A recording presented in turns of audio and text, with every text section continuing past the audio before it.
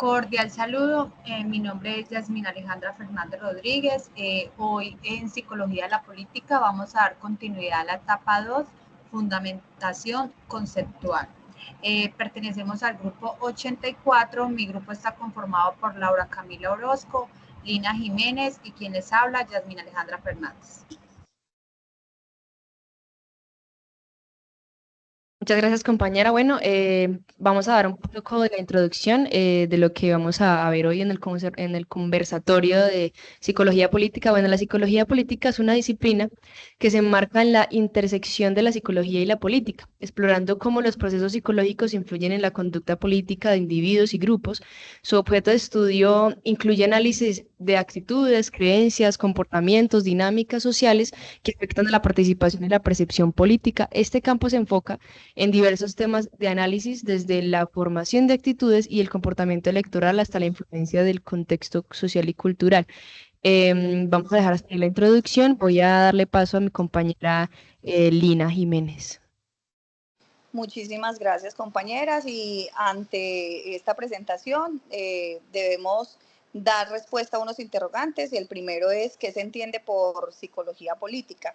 Ante eso debemos decir que, como su nombre lo dice, es una rama de la psicología que se centra en el estudio de cómo los factores psicológicos influyen en el comportamiento político, las actitudes y las decisiones de los individuos y los grupos. Ante esto tengo que decir que es algo que se ve muy a menudo, el apasionamiento de las personas hacia la política, hacia sus inclinaciones políticas o sus candidatos preferidos. En cuanto al objeto de estudio de la psicología política, debo decir la gama de fenómenos relacionados con el comportamiento humano en el contexto político. Por ejemplo, están las actitudes políticas, se estudian las creencias, los valores, las opiniones que las personas tienen sobre los temas políticos, sus ideologías y sus sistemas de gobierno. Está el comportamiento electoral, que analiza cómo y por qué las personas votan de manera determinada, incluyendo factores que influyen en la decisión del voto, la identidad social, la propaganda y el contexto socioeconómico. Ante eso debemos decir que hoy en día las redes sociales juegan una gran partida en cuanto a la decisión política, porque muchas personas no tienen claridad sobre quién votar, pero lo que ven en las redes sociales influyen en el candidato por el cual se elige. Y en cuanto a cuáles son los temas de análisis y principales líneas de investigación de la psicología política, debemos decir que son fundamentales para poder entender cómo interactúan los aspectos psicológicos con el ámbito político.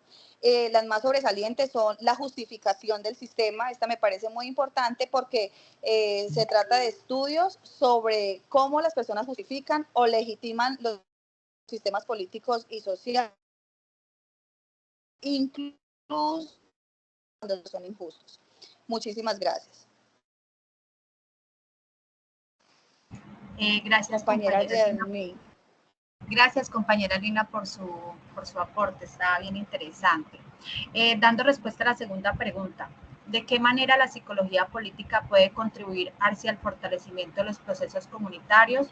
Esta es una disciplina muy fascinante. Esta desempeña un papel crucial en el fortalecimiento comunitario de varias maneras, ya que aborda las dinámicas individuales y colectivas en una comunidad, como los factores psicológicos influyen en un comportamiento político. Esta también nos dice, nos da un claro ejemplo en la comprensión colectiva. Esta nos ayudaría a entender cómo las comunidades grupales influyen en la cohesión comunitaria. En las comunidades diversas, fomentando una identidad en común, puede ayudar a reducir las tensiones y promover una sana colaboración, reduciendo así todo estrés y toda actitud individual de cada individuo. Tampoco podemos olvidar la resolución de conflictos. Este es un factor bien importante, ya que nos ofrece demasiadas herramientas para la medición y por este medio de uso de técnicas del diálogo nos puede facilitar la integración entre grupos con intereses opuestos y promoviendo soluciones colaborativas. Esta es de vital importancia, ya que nos ayuda a desentrañar por qué las personas votan, cómo lo hacen y por qué se involucran tanto en movimientos sociales, por qué opinan tanto en diferentes formas y por qué se inclinan más hacia el movimiento social.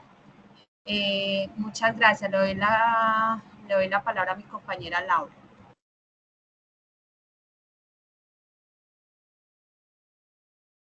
Bueno, muchas gracias a las compañeras, aportes muy interesantes hablando acerca de esos análisis de la investigación y de cómo contribuye para fortalecimientos comunitarios.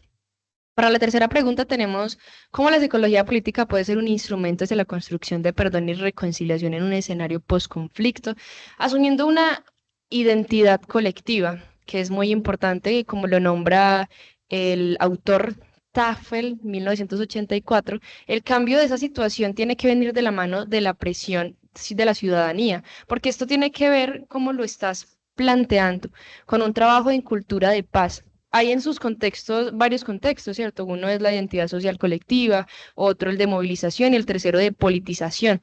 Exactamente, y existen otras posibilidades, como planteaba el autor que acabo de mencionar, que era el cambio social, ¿sí? ¿Y cómo se logra el cambio social? Primero está en asumiendo una identidad colectiva. Voy a poner un ejemplo. Por ejemplo, a mí me dicen, a mí me están marginando porque tengo este color de piel, porque soy afrodescendiente. Segundo, tengo que politizarla, perdón, a pensar cómo puedo actuar para cambiar las cosas. Y por último, tengo que movilizarme.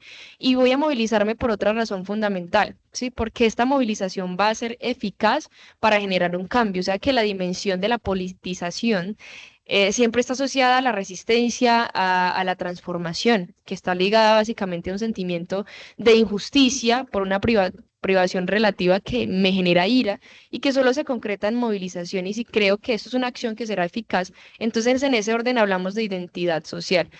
Para resumir lo que acabo de decir, es básicamente tener identidad colectiva, ¿sí? Para construir perdón y reconciliación en un escenario de posconflicto y en un país donde es complejo este tema, ¿cierto?